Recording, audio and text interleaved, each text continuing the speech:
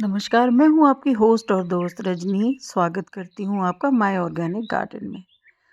इतने वर्षों इतने टाइम तक आपने मेरा देखा किचन गार्डन और गार्डन जिसमें उगाए मैंने बहुत सारी सब्जियाँ, फ्रूट्स और वेजिटेबल्स। तो वहाँ से लेके अब फार्म तक का जो सफ़र है, वो मैं शेयर कर रही हूँ इस वीडियो में आपके साथ कि कैसे मैंने अपना फार्म हाउस तैयार किया। और वहाँ भी मैंने किचन गार्डन छोटा था, तो मैंने सोचा अपने लिए और अपने मिलने वालों के लिए एक बड़ा सा किचन गार्डन बनाया जाए। तो वो पॉसिबल था फार्म पे। तो फार्म्स थे पहले से और ऐसे ही पड़े हुए थे, तो मैंने सोचा कि चलिए उनको बनाते हैं। तो सफ़र यहाँ से शुरू हुआ। ये नहर का किनारा, ये कैंपिंग वाली चेयर और ये शीशम का पेड़। तो इस शीशम के पेड़ के नीचे हम लोग आके मैं बैठती थी। और ये खेत, इस खेत में उगी हुई ये साइड में झाड़ियाँ, ये भी बताऊंगी क्यों है। और ये इस तरह से मैंने नींव खुदवाना शुरू किया। पानी का इंतज़ाम नहीं था, तो एक गड्ढा करके प्लास्टिक डाल के और पास से ही ट्यूबवेल से हम लोगों ने पानी इसमें फिल किया। और काम इस तरह से मेरा शुरू हुआ फार्म हाउस का। डेली सुबह आना और शाम को वापस अपनी चेयर और बैठने उठने के इंतज़ाम के साथ में खाने पीने के साथ वापस। और धीरे धीरे ये काम आगे बढ़ता गया। फिर ईंटें आई, नींव भरी और ये थोड़ी थोड़ी सी दीवार उठने लगी। और इस तरह से काम आगे हुआ। इन दिनों जब ये स्टार्ट हुआ था काम, तो बारिशों से पहले बारिशें पड़ने लगी थी। ये दीवार के बाद में अब पहले दरवाज़ा चढ़ाया जा रहा है, फिर उसके बाद में लगेंगी दीवारें। ये जैसे शहरों में हम पिलर पे लगाते हैं, ये उस तरह से नहीं है। ये पूरी दीवारें उठा के बनाया गया फार्म हाउस। और इसमें मिट्टी फिल करने के लिए हमने ये गड्ढा, काफ़ी बड़ा हमें मिट्टी मिली नहीं, तो उसके फर्श में डालने के लिए हमें ये गड्ढा किया हम लोगों ने। जो कि बाद में लगा कि इसको भरने की बजाय क्यों ना इसका एक छोटा सा स्विमिंग पूल बना दिया जाए बच्चों के लिए। क्योंकि बच्चों को चाहिए कुछ अट्रैक्शन, कुछ अट्रैक्टिव चीज़ें, तभी वो आते हैं। फिर प्रॉब्लम हुई, गड्ढा पानी सब हो गया, दीवारें खड़ी होने लगी, तो इन पे तराई की जाती है दीवारों पर। तो हमने एक पंप खरीदा। ये सब आइडियाज़ आपको भी दे दे रही हूँ मैं, कि अगर आप भी इन सब समस्याओं से जूझ रहे हैं कि पानी है, खेत में पानी नहीं है, तो कैसे। तो ये पंप मार्केट में इजीली अवेलेबल है और बस पेट्रोल से चलती है और काफ़ी इकोनॉमिक है। और इस तरह से ये वरांडा भी बना इसमें, वरांडे तक ये देख रहे हैं आप। फिर ये छत, इसमें लेंटर नहीं है, इसमें पत्थर पड़े हुए हैं ऊपर गार्डर के साथ में। और इस तरह से ये दीवारें उठते उठते महीने काफ़ी लग गए। तो जब भी आप घर या कोई भी कंस्ट्रक्शन करवाएं, तो श्योर कर लें कि कारीगर अच्छे होने चाहिए। और इसमें ये तार लगना शुरू हुए, क्योंकि आजकल आवारा गाय, जंगली जानवर और नीलगाय वगैरह काफ़ी होते हैं। तो मैं आपको सजेस्ट करूंगी कि सबसे पहले आप तार लगवाएं, उसके बाद में कंस्ट्रक्शन स्टार्ट करवाएं। क्योंकि हमें काफ़ी प्रॉब्लम हुई सामान की, क्योंकि काफ़ी दूर था, गांव से काफ़ी डिस्टेंस पे था। तो सिक्योरिटी की थोड़ी प्रॉब्लम हो जाती है जब आप कंस्ट्रक्शन करें। तो सामान वगैरह काफ़ी होता है, ईंट पत्थर सीमेंट वगैरह, तो उसको स्टोरेज चाहिए होती है। तो पहले एक अरेंजमेंट हो जाए थोड़ी सिक्योरिटी का, तो वो ज़्यादा ठीक रहता है। वो इस तरह से बीच में बारिशें भी पड़ी। तो जो मैं आपको स्टार्टिंग में बता रही थी कि ये बीच में खेत में झाड़ियाँ हैं, वो ये रीज़न है। ये नहर है, नहर में से किसान निकालते हैं पानी। आप शायद जानते हो, नरुआ बोलते हैं जो एक नहर में से खेत में पानी जाता है दूसरे के किसानों के। तो ये आधा रास्ता इस पानी से काटते थे। और ये जो झाड़ियाँ जो आप देख रहे हैं आगे, इनके थ्रू, इसके बीच में नाली है जो आगे किसानों के खेतों में जाती है। नहीं पता ये बीचों बीच खेत में से क्यों दी गई, पर बीच खेत में थी। और मुझे बनाना था ये ऑर्गेनिक, पूरा प्राकृतिक खेती। और ये केमिकल वाला पानी आता है इसमें नहर में, काफ़ी काला और कभी लाल रंग का। तो ये जो जुता हुआ खेत है और आधा ये बिना जुता खेत, तो ये किसान इसमें भर देते थे पानी। तो जिसकी वजह से मेरे खेत में काफ़ी नुकसान हुआ। तो आगे इसका भी मैंने इंतज़ाम किया। ये मैं बता रही थी कि ये बीचों बीच में जो झाड़ियाँ थी वो ये थी। अभी इसमें ये पूरा कंप्लीट हो गया, इसमें छत वगैरह पड़ गई है, अब सीमेंट प्लास्टर वगैरह इसके बाद में हुआ। ये गांव में थोड़े से आले या डिज़ाइन बोलते हैं इनको, दरवाजे के जनरली बाहर होते हैं दिया वगैरह रखने के लिए, तो ये भी बनवाए। और ये शेल्टर के लिए, शायद ये बर्ड्स भी आने लगी हैं उसमें, शायद पसंद आया इनको काफ़ी। और इनके शेल्टर के लिए भी मैंने इसमें इंतज़ाम किया आपने शायद पुराना वीडियो देखा हो, तो इनके लिए भी काफ़ी इंतज़ाम मैंने इसमें किया। आगे मैं दिखाती हूँ आपको अभी।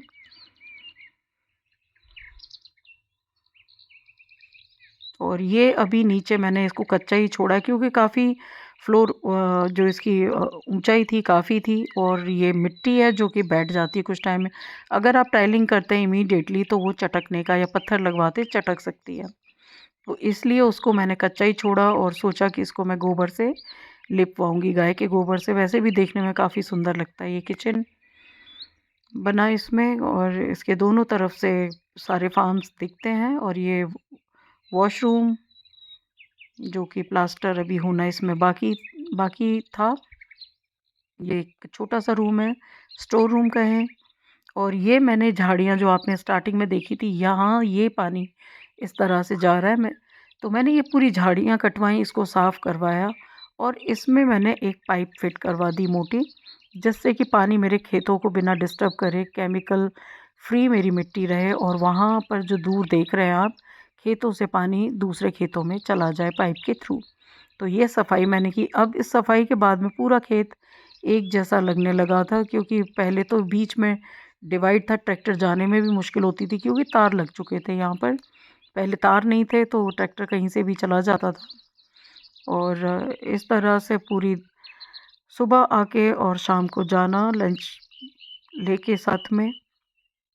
काफ़ी दिन तो गुजारे मैंने धूप में, और अब थोड़ा सा शेल्टर हो गया था तो थोड़ी छाया मिल जाती थी बैठने के लिए।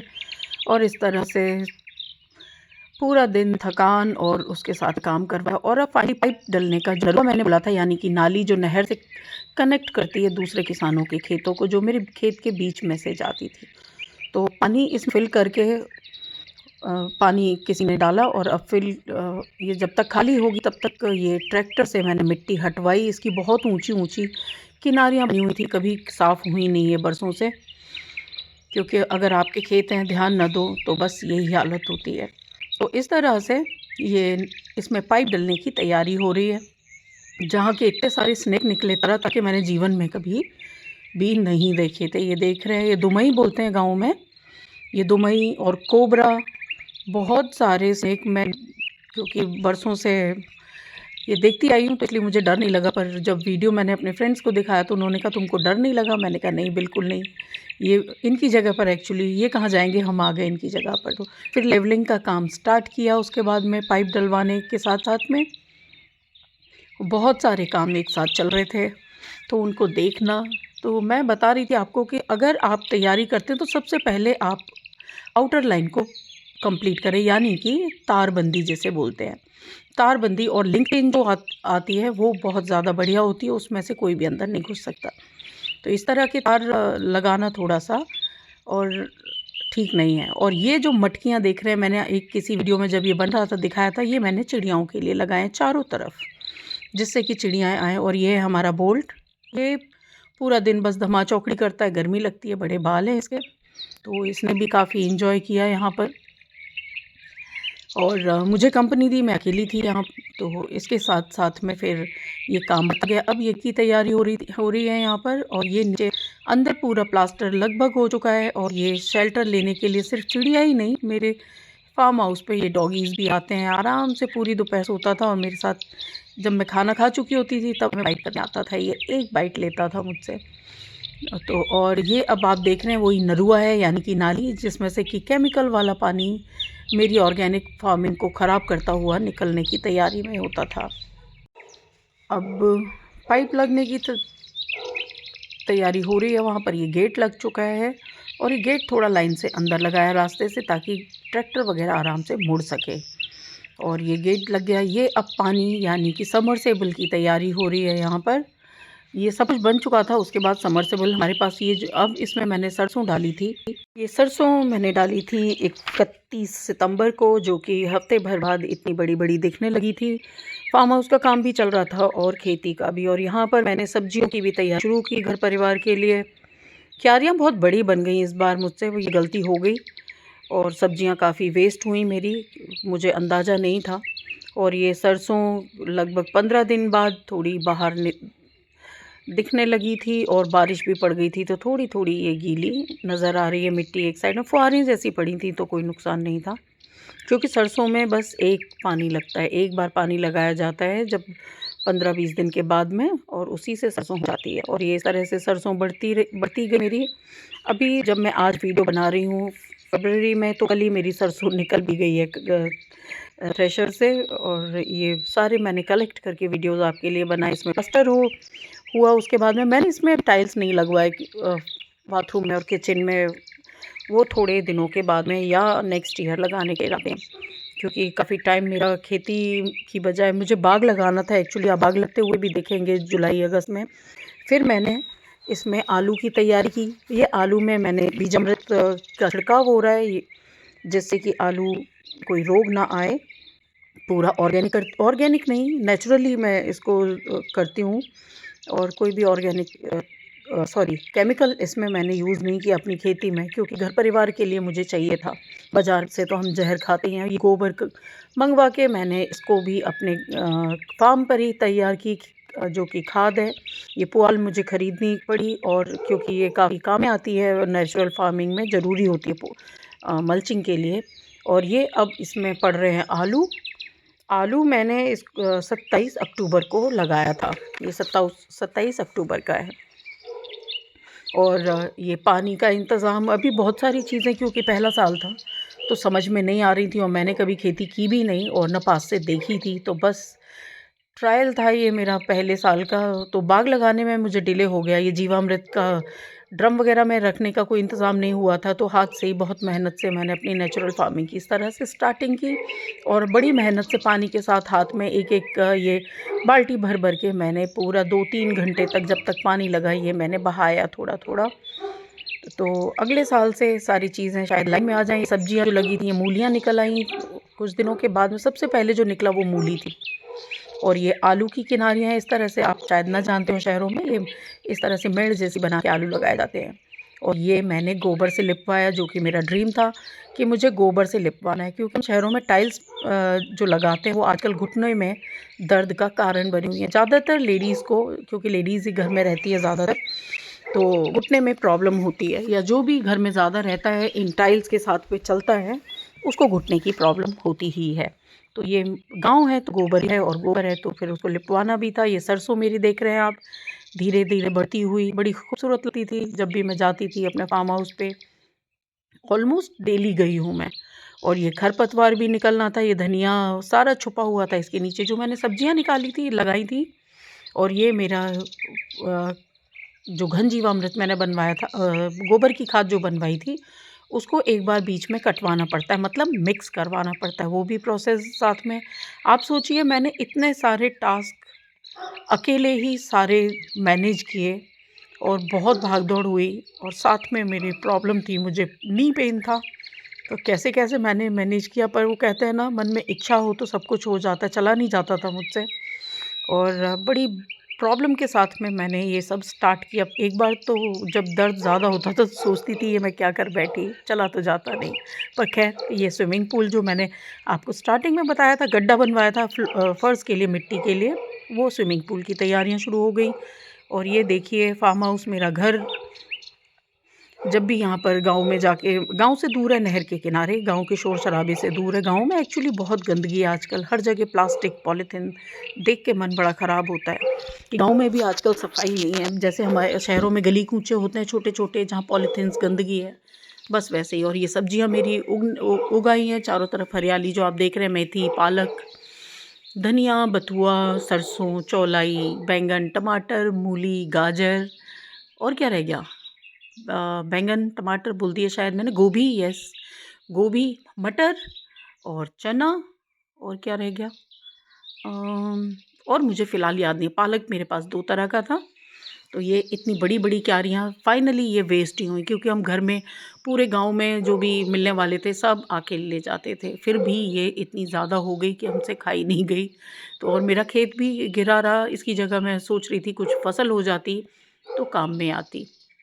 और ये मैंने मल्चिंग करवाई, नेचुरल फार्मिंग में बहुत ज़रूरी है मल्चिंग। और ये देखिए मेरी सरसों, फाइनली इस पे फूल आ गए हैं, और ये इतने खूबसूरत लगते थे कि क्या बताऊँ। और ये बथुआ, बथुआ आपको पता है जंगली घास यानी कि खरपतवार होती है, जिसको कि हम खाते हैं बाज़ार से बहुत महँगे पैसों में खरीद के, पर यहाँ खेतों में ये मुफ़्त में मिल जाती है।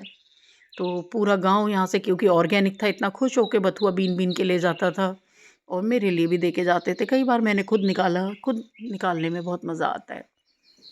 हाथ से मेहनत से उगाई हुई चीज़ें हैं, अपने सामने बढ़ती हुई देखी हैं मैंने। और ये मूली है, गर्मी सी थी तो मुरझा गई 1 घंटे के अंदर। और मार्केट में हम लेते हैं हफ्तों तक, वो सब्जियां मुरझाती नहीं। उसका कारण है स्प्रे करते हैं उसको फ्रेश रखने के लिए, केमिकल जो हमारे शरीर में जाता है और नुकसान करता है। ये नीला हरा सा पानी किसी और के उससे समरसेबल से मैंने इसमें डलवाया था पानी, क्योंकि जब तक हमारा पंप तैयार नहीं हुआ था। और ये पेट्रोल वाली पंप से फिर मैंने स्विमिंग पूल में से निकाल के पूरे खेतों में जब भी ज़रूरत हो ये सब्जी में लग रहा है अभी पानी। और इस तरह से मेहनत करते हुए मैंने नेचुरल बिल्कुल केमिकल फ्री, ये हरा धनिया तोड़ो तो चारों तरफ खुशबू आती है इसकी, और बड़ा डिमांड में रहता है, लोग मैं बांटती रहती हूँ। और ये मेरा बेटा भानु प्रताप, इसको भी बड़ा इंटरेस्ट आया।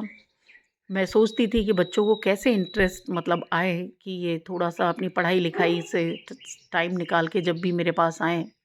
ये दिल्ली में रहता है तो इसको भी बड़े मज़े आते हैं काम करने में। ये जीवामृत वगैरह का जो स्प्रे होता है आके कभी बार करता है। और ये देखिए सरसों पीली, इतना दिल खुश होता है इसको देखकर जब पीले-पीले खेत दिखते हैं हरे-हरे। और ये गेहूँ भी मैंने बोया, गेहूँ और ये आलू देखिए कितना बड़े-बड़े पेड़ हो गए इसके पौधे। और ये भी अब इसकी ये आलू के पेड़ कट चुके हैं। मैं आपके साथ शेयर करती हूँ जब आलू निकलते हैं। फिर उसके बाद में जब ये कंप्लीट हो गया, इस पे अभी कलर नहीं किया, वाइट सीमेंट लगवाया था। तो कलर थोड़े टाइम के बाद होगा। फिर थोड़ी पूजा करवानी थी, हमारे ट्रेडिशन होता है कि गृह प्रवेश होता है तो हमने इसमें पूजा करवाई। और उसके बाद में किचन में फर्स्ट टाइम हमने कुकिंग की। पूजा के बाद में थोड़ा पहले सबसे प्रसाद बनाया, पंजीरी वगैरह चरणामृत सब बनता है। तो पूरी फैमिली मेम्बर्स थे, बड़ा मज़ा आ रहा था देख के, रौनक सी आ रही थी। इतने दिनों से तो कंस्ट्रक्शन चल रहा था, महीनों से, पर पहली बार कुकिंग देख के, ये छोटा सा बेबी भी हमारे घर में। और ये सब करते करते अभी तो फरवरी चल रहा है और ये कितने महीनों निकल गए। अगस्त से शायद ये मैंने सितंबर में तो सब हो गया था, अगस्त नहीं, जुलाई में शायद, नहीं जून में, मई और जून में मैंने ये कंस्ट्रक्शन वगैरह, मई से शायद स्टार्ट हुआ था। और अब सितंबर चल रहा है तो तब से बस काम चले ही जा रहे हैं। और ये मूली देख रहे हैं आप कितनी शानदार, ऑर्गेनिकली नहीं नेचुरल उगाया है मैंने इसको। और बीच बीच में जब भी बेटा आता है तो इस पे स्प्रे करता है जीवामृत वगैरह का। और काफ़ी इंटरेस्ट आ रहा है। फार्मर जब इसमें केमिकल लगाते हैं अपने खेतों में तो बदबू आती है दूर दूर तक। पता नहीं कैसे हम लोग, इसीलिए हॉस्पिटल्स भरे पड़े हैं। अगर मैं सबको यही समझाती हूँ कि अगर आपको हॉस्पिटल नहीं जाना है तो किसान के घर जाइए, और जो ऑर्गेनिकली उगाता हो उसके। क्योंकि अगर आप अच्छा खाएँगे तभी आप स्वस्थ रहेंगे। ये जो हज़ार बीमारियाँ हो रही हैं, एक तरफ तो किस्मत की देन कह सकते हैं, पर नहीं, दूसरी तरफ हमारा खाना है जो हमें बीमार करता है। पेट्रोल की गाड़ी में आप मिट्टी का तेल डालेंगे तो यही परफ़ॉर्मेंस होगी। बार-बार हमें वर्कशॉप पे जाना पड़ेगा। तो इसलिए कोशिश कीजिए कि कोई ऑर्गेनिकली अगर उगा रहा है, नेचुरली फार्मिंग कर रहा है तो उसको मोटिवेशन भी मिले, क्योंकि बाज़ार में किसी भी चीज़ के भाव ठीक नहीं मिलते। किसान मेहनत पूरी साल करता है। ये पालक देख रहे हैं आप मेरा, लोग इतनी तारीफ़ करते हैं कि ये केमिकल से तो उगता ही नहीं इतना बड़ा, ये आपने नेचुरली कैसे बनाया, उगाया। पर ये मेहनत थी, ईश्वर की कृपा थी। अच्छी मन में सोच होती है तो शायद भगवान जी, शायद नहीं 100% भगवान आपकी सोच के हिसाब से आपका काम भी साथ देते हैं। और फिर ये पालक के पराठे मैंने वहाँ पर, जब भी मुझे अब तो भूख लगती है क्योंकि मेरा किचन ऑप्स हो गया, मैं पूरा दिन के लिए जाती हूँ, तो वहाँ पर मैं अपने खाने-पीने का प्रबंध भी कर लेती हूँ। चाय और थोड़ा पराठा वग़ैरह, आटा, जो बेसिक चीज़ें वो नीड मैंने वो यहाँ पर रखी हुई है, क्योंकि मुझे पूरा दिन यहाँ रहना होता है, काम करवाना होता है। तो बस उसके बाद में तो मेरा बेटा था, उसने स्प्रे वग़ैरह किया, हम लोग थके हुए थे। फिर हमने यहाँ पर हम लोग खाना खाया। ये मूली की सब्ज़ी मेरे बेटे ने बनाई और पराठे बनाए मैंने। और बस इतनी खूबसूरत एनवायरनमेंट, और हम लोग रिज़ॉर्ट में जाते हैं, पैसे लाखों हज़ारों खर्च करते हैं, फिर भी हम ये सुकून नहीं ले पाते। ये मेरी ज़मीन है, ये मेरे प्राकृतिक खेत हैं मेरे आसपास, और उनमें प्राकृतिक तरीके से उगाया हुआ खाना तो बस ये कहीं नहीं मिल सकता। ये सिर्फ मिल सकता है आपकी मेहनत से, आपके खेत में, या आपका कोई मिलने वाला हो, आप उससे ले सकते हैं। गाजरें, हाँ गाजर मैं बताना भूल गई थी, गाजर भी है मेरे खेत में, और बस हम लोग यहाँ से तोड़ते हैं और अपने किचन में कुक करते हैं और खाते हैं, और जो खाना चाहे हम उसको भी खिलाते हैं, और लोग बाग ले जाते हैं सब्जियाँ वगैरह। अभी मैं आपको मूली उखाड़ के दिखाती हूँ, ये कुछ ही दिन, शायद इसको 1.5 महीना हुआ है। 1.5 महीने में इसकी ग्रोथ देखें, गोबर की ताकत देखें। देख रहे हैं आप, हाथ से कंपैरिजन करके दिखा रहे हैं इसकी थिकनेस का बानू। और ये कभी मूली के पराठे, और कभी ये सब। मैं ये वीडियो बनाने का मकसद ये है कि आप कभी भी, आप किसी के साथ में, किसी भी किसान के साथ में आप रिश्तेदारी जोड़ें, दोस्ती जोड़ें, और अच्छा खाना आपको मिल सकता है। आप, और ये ट्रांसफार्मर लग रहा है, इसकी वजह से हमारे खेतों में पानी नहीं आ रहा था, ये केमिकल वाला नहर का पानी, और बड़ी मुश्किल से ये खंबे नहर क्रॉस करके लगाए गए और फाइनली मेरा जो ट्यूबवेल है यानी कि समरसेबल है वो चालू हुआ। और थोड़ी बहुत मेहनत हमें करनी पड़ती है खरपतवार निकालने में, और मैं वहाँ पर जाके बैठती नहीं हूँ, पूरा टाइम मैं कुछ ना कुछ लगे रहती हूँ। मज़दूर काम कर रहे होते हैं, लेबर, जो मेहनत बहुत ज़्यादा होती है क्योंकि मेरे घुटने में दर्द है, पर फिर भी मैं बैठती नहीं हूँ क्योंकि मुझे हराना है इस दर्द को। पता नहीं ये मुझे हराएगा या मैं इसको हराऊँगी, मालूम नहीं मुझे अभी फ़िलहाल तो, पर कोशिश जारी है। और ये मेरे टोमेटो, चेरी टोमेटो, ये भी मैंने आपके साथ शेयर किए थे एक दिन। तो नॉर्मल टमाटर भी है, चेरी टमाटो भी है, और इन सब चीज़ों पे आने लगा है अब, क्योंकि फरवरी हो रही है, अब बीज का टाइम हो गया है सारी। अब थोड़े दिनों में ये हरियाली ख़त्म हो जाएगी, दूसरी फसल का टाइम आ चुका है। और कुछ फूलों का भी मैंने अब फाइनली, खेती की तरफ से सारी चीज़ें उग चुकी थी, तो मैंने कुछ फूल पत्ते लगाने का इंतज़ाम किया। इस बार 1.5 महीने लगभग धूप नहीं निकली, तो कोई भी फूल पत्ता उगा नहीं। तो मैंने अब नर्सरी जाके मैंने सोचा कि चलिए अब फार्म हाउस पे थोड़े फूल पत्ते उगा दें। तो उसके लिए मैंने ये अपनी बनाई हुई गोबर की खाद डलवाई इसमें, और उसी दौरान 20 जनवरी था, तो हमने ऊपर ये झंडा लहराया अपने फार्म हाउस पर। ये 22 जनवरी का वीडियो है।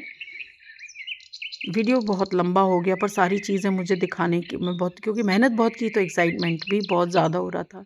ये आलू अब निकल आए, जो हरे हरे आप खेत में पेड़ देख रहे थे, अब ये सफ़ेद सफ़ेद आलू है। और सबसे अच्छी बात ये है कि ये मोर है ना, कम से कम 15 मोर मेरे खेत में विज़िट ज़रूर करते हैं डेली। ये आलू भी खाते हैं, मटर भी खाते हैं, गाजर, जो चीज़ मिलती है खाते हुए निकल जाते हैं, फिर लौट के आते हैं, खाते हुए चले आते हैं। अब ये देखिए, ये भी एक मोर है जो कि उनके पीछे रह गया है और जुगाड़ में है तारों के बीच में से घुसने की। ये गेहूं की लहलाती फसल लास्ट में बचेगी। सरसों मेरी निकल चुकी है कल, और ये गेहूं है, इसमें मैंने जीवामृत डाला था कल। तो मैं आपको इसकी लेंथ दिखा रही हूँ कि कितनी लेंथ है इसकी। ये देख रहे हैं, सब लोग बोल रहे थे कि गोबर से काफ़ी अच्छी मतलब फसल हुई है। और ये सरसों साइड में, राइट साइड में देख रहे हैं, ये उगी हुई सरसों थी, अब ये कट चुकी है। 1 हफ्ते पहले हमने इसको कटवा के, हफ्ता 10 दिन इसको खेत में ही सुखाया जाता है, पूरी तरह से ये सूख जाती है, उसके बाद इसको थ्रेशर में डाला जाता है। तो ये सरसों अब 1 साल बाद ये पीले पीले फूल नज़र आएंगे, तब तक ये कट गए। अभी खेत ऐसे लग रहे हैं कुछ उजड़े उजड़े से। मुझे लग रहा था ये सरसों पूरे साल क्यों नहीं उगती, ताकि ये पीले पीले फूल चारों तरफ नज़र आते रहे मुझे, पर फसल का चक्र होता है। तो अब फसल उगी है तो बीज भी निकालना ज़रूरी है। और ये आलू आप देख रहे थे जो मेरी बास्केट में रखे हुए थे, आलू का भी साइज़ गोबर से, गोबर मैं बार बार इसलिए कह रही हूँ कि लोगों ने बहुत मजाक उड़ाया मेरा।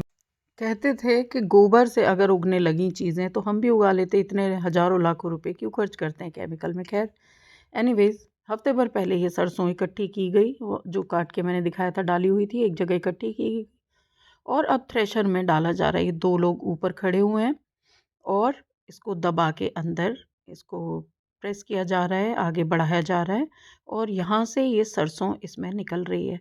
पूरी 100% नेचुरल सरसों, बिना केमिकल के, जो कि हमारे जो भी खाएगा उसके शरीर में नुकसान तो कुछ नहीं करेगी। और ये यहाँ से इस साइड से ट्रैक्टर के ये दूसरी साइड से वेस्ट निकल रहा है, जो कि मेरी खेती में ही किसान इनको सब सारे वेस्ट को जला देते हैं। तो जलाने की ज़रूरत नहीं है, ये नेचुरल फार्मिंग में इसकी बहुत ज़रूरत होती है। मैं इसको पूरी मिट्टी में स्प्रेड करके और ऊपर से गोबर की खाद डलवा के इसकी जुताई करवाऊँगी, जिससे कि आगे आने वाली जो फसल है वो बहुत अच्छी होगी। तो मुझे उम्मीद है वीडियो आपको पसंद आया होगा। पसंद आया हो तो लाइक करें, कमेंट तो ज़रूर करें और मुझे मोटिवेट करें, क्योंकि मोटिवेशन की ज़रूरत बहुत ज़्यादा पड़ती है और मुझे तो स्पेशली बहुत ज़्यादा है, क्योंकि दर्द में कई बार मैं नी पेन में सोचती हूँ ना ही करूँ तो अच्छा। पर मोटिवेशन मिलता है आप लोगों के कमेंट से और जितने भी फ्रेंड्स और रिलेटिव हैं उनकी तारीफ़ से। तो स्टे कनेक्टेड और इसी तरह से फिर से कहूँगी, आप एक किसान से दोस्ती करें जो नेचुरली फार्मिंग करता हो और उसको मोटिवेशन मिलेगा कैसे, जब आप उससे कांटेक्ट करेंगे और उसके प्रोडक्ट आप खरीदेंगे। आपके आसपास जहाँ भी हैं ऐसे फार्मर्स, आप उनको ढूंढिए और लोगों से पूछिए और आपकी हेल्प ज़रूर करेंगे और आपके स्वास्थ्य में इजाफा ज़रूर होगा। और ये बोल्ट है महाराज, अब हम चलते हैं वापस। So stay connected.